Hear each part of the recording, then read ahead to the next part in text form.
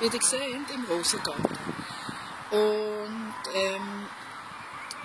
ich wollte einfach nur ganz schnell sagen, es gibt News für in Junaka, Massagewerkstatt. Und zwar gibt es dort den ersten Austauschtag für Access Bar. Und die sind herzlich willkommen, das mal auszuprobieren, was das überhaupt ist. Und der erste ist am 1. November von 7 bis 9 und der zweite ist am 30. November am Morgen um 10 bis um 12 Uhr. Ihr erfahrt, wie eine tiefe Entspannung entsteht, durch nur, dass man 32 Kopfpunkte drückt und alte Sachen kann auflösen oder regenerieren. Ja, und das Schlimmste, was euch passieren kann, dass ihr entspannt wieder heimgeht.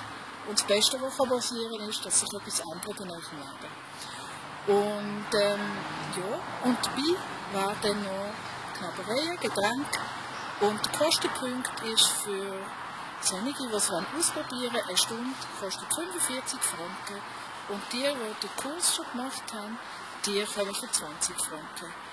Zu einem ganz tollen Morgen oder Abend. Ich freue mich auf euch. Euch ist Annette von unterwegs.